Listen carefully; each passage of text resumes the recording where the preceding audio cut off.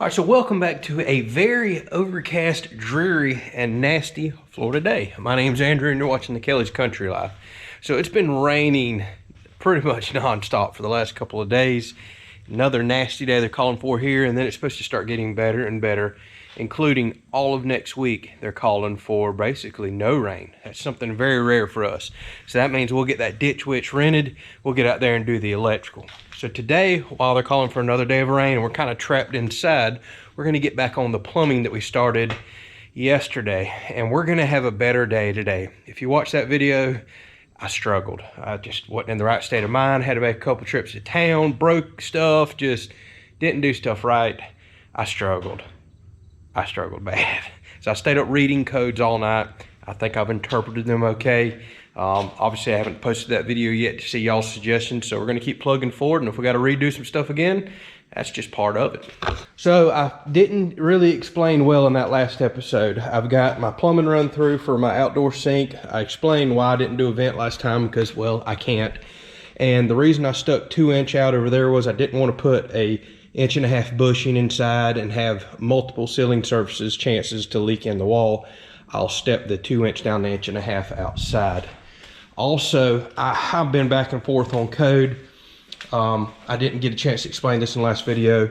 This I had to wind up cutting out, but I also plumbed in a 2-inch waste outlet or drain under the sink. So code states, best I can tell, that sometimes it's required, depending on how many devices or plumbing fixtures are dumping into a drain, that you can put or should put a 2-inch in a kitchen and then do multiple tie-ins to it, like say for a dishwasher, for a big sink. And we're doing a huge garden sink, and sometimes those come with commercial 2-inch drains. So I'm a bit confused.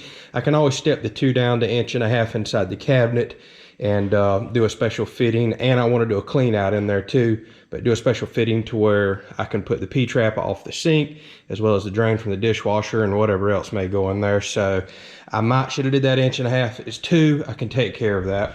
Now, as far as the rest of the house goes, you're going to see I'm going to put in 2, because everything's a 2-inch drain. I'm going to put a 2-inch to 1.5 inch sanitary T, because all the P-traps and stuff for, say, the kitchen, or the bathroom sinks and all, will be 1.5 inch. Now when you get back to dryers and things like that, they actually require a 2-inch drain. So I kind of had to do a bunch of looking into that right there.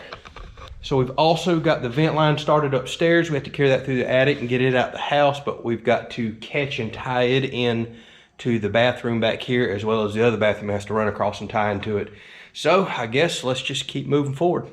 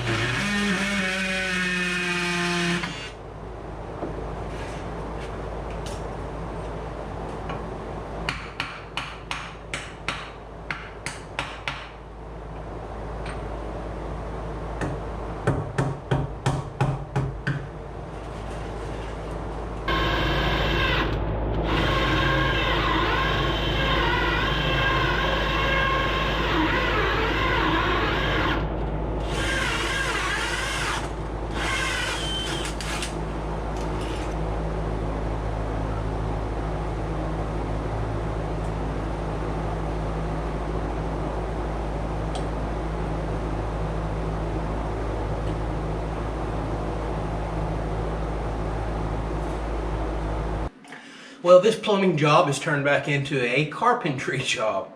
And I kind of knew that whenever I originally laid this wall and studs out. Like, plumbing wasn't even on my mind. And I knew I was going to have a problem. These pipes really are in a horrible place.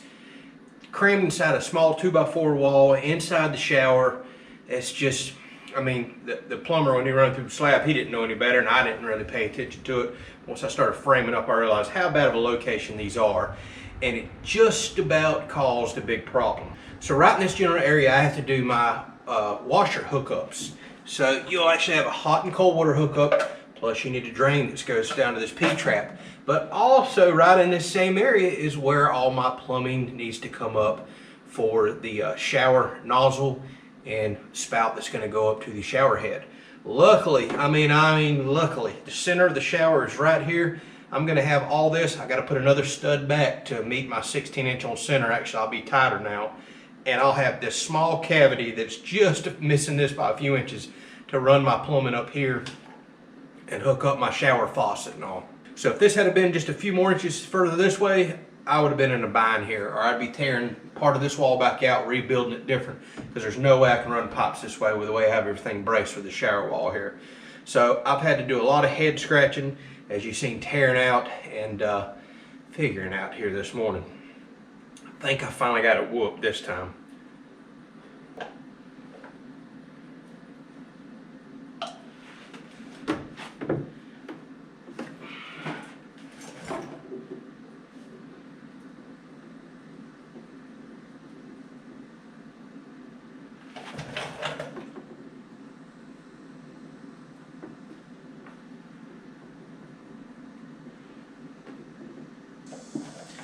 Alright, so what I'm working so hard to install right here is called a trap. And you'll notice this looks somewhat similar to the ones that you have underneath sinks, kitchen sinks, bathroom sinks, things like that. But essentially what it is a loop seal. So once the washing machine hook up, let's just say it's that direction right here, you put your washing machine spout over in here, and whenever that pump kicks on, it pumps water through the spout, down to a piece of pipe that I'm going to connect to here. It goes in here. We're about to put our vent in here so air is following water straight down into the sewer system. But whenever it gets done pumping, this loop seal essentially, or trap, stores water right in here in this level and provides a tiny little bit of positive pressure. Because if gases were to build up from the septic system and try to come back through here and fill this cavity, which they will, they actually have to build up enough pressure to push this water back. And once this water starts coming up this spout before it gets here, it's creating head pressure. And I think it's every 2.31 feet of water column creates 1 psi of pressure. Now, because my septic system's open, we should never build up any sort of pressure other than just gases naturally flowing. So if they come up and try to flow into here, that little bit of water that's retained in here, that's why it's so critical, that's why we vent our system, it'll keep those sewer gases from coming out an open hole right in here to the laundry room, out of sink, out of a toilet, things like that. That's why all these have traps right there and have these loop seals, is to protect you from sewer gases.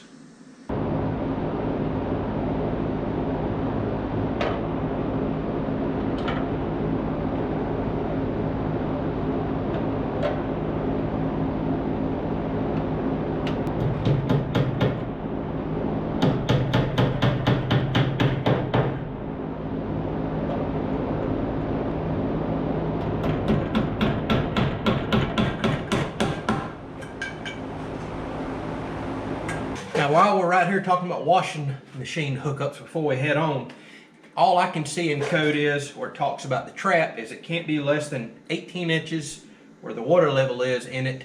I think from the floor, if I'm understanding it correctly, it's worded kind of weird, and not more than 42 inches. So we're well within that range. You also have to look at height of your drain. I've got mine down lower because at our last house, our washing machine hookups were way up here, and I hated the way it looked. They were up above the washer and dryer, so you seen them every time you walked in the room. I didn't like that. So I have set mine down low. We have a Maytag washer and dryer, and the Maytag washer recommends that the drain not be any lower than 30 inches, which is about down here. I'm well above that, like 6 inches above that. But some manufacturers call for up to 39 inches. It's all about the feel of the washer. And I guess gravity could potentially overflow during the process if you had it filled slap up. Now we've got one of those new, high efficiency washers, which means they don't use much water and they don't wash as good as the old ones, but you can't get them anymore.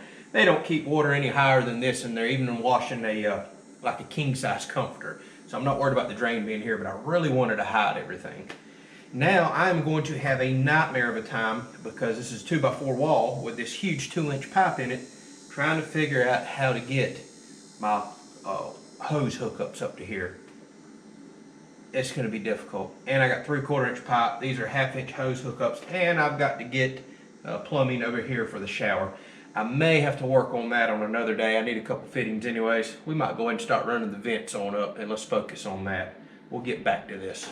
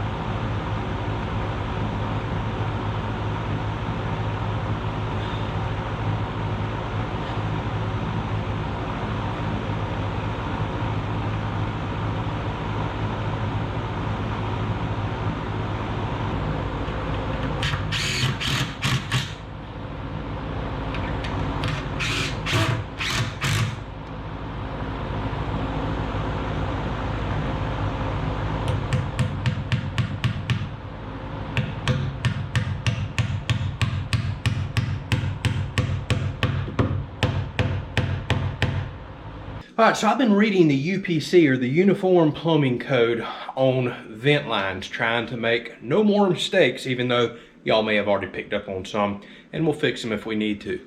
But one of the things that seems controversial reading on some forums is sloping your drain lines. It is very common to slope a drain line like a septic line underneath a slab. You always want it sloping toward your septic tank, but you don't want it sloped too fast, because the water will actually leave, well, the debris, the toilet paper, the waste behind. So you want a gradual slope. Everything I'm reading in the plumbing code says vent lines can be level, because they're really not holding water, but there's always that possibility that they could. But they really talk about, they prefer you to add some slope to it. And I see anywhere from 1/8 to 1/4 of an inch. So how you read that on your pipes, and I've actually already did this. When I was drilling through my blocking up here, I've got a hole drilled and blocking over here and a hole drilled over here. I drilled one slightly higher to account for the span and some drop. The best way to check it is with a bubble level. So whenever that bubble is just inside those two black lines, you're perfectly level. But when it actually comes over and touches the edge of a black line like that, that's kind of a rule of thumb for about a 1/4 inch a foot slope. At least that's how I've always judged it.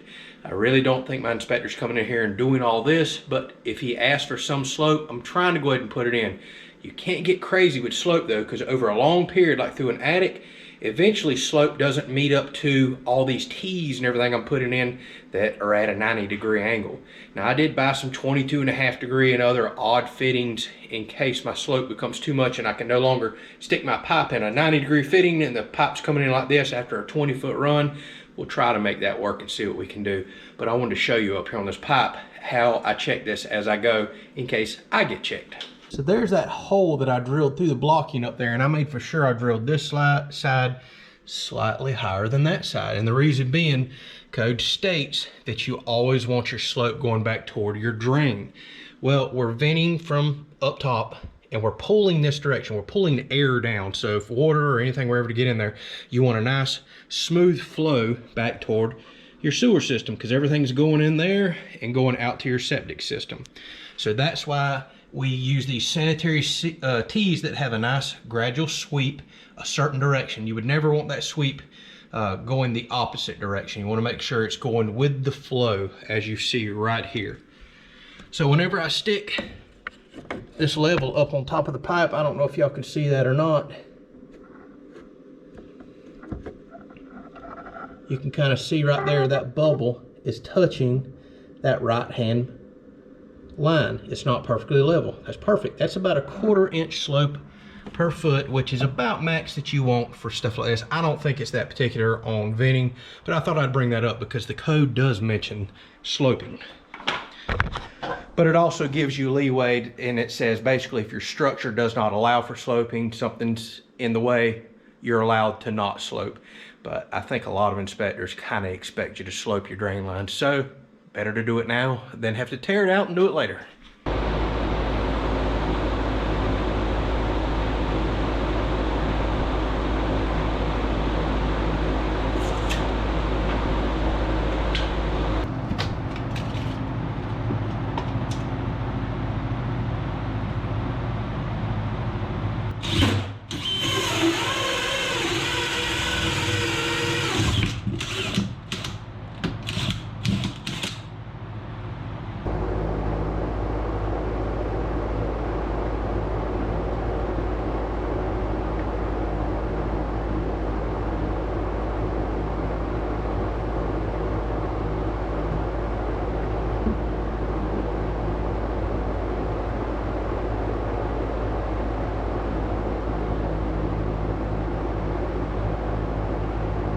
All right, well, we can actually say the bathroom is almost ready. So hopefully all this passes here. I've actually been on the phone with one of y'all, and I appreciate you spending the time with me here, sending some pictures and talking about some of this stuff. But what I've done here, we're actually gonna put a laundry sink in here. So I've got cold and hot water line run out. I've got me an 1.5 inch drain with the sanitary tee and the sweep going down. In the bathroom, I also have another 1.5 inch drain, hot and cold water, where we will put our vanity right here. And I forgot to mention, it's also good to offset your pipe as well. So the sink drain will be somewhere in this area, and you got to leave room for your P-trap and pipe to kind of come over. And I wind up cutting all this off close to the wall once we get sheetrock over it. So I've got my 2-inch vent up and over. I tell you what, that was a job right there.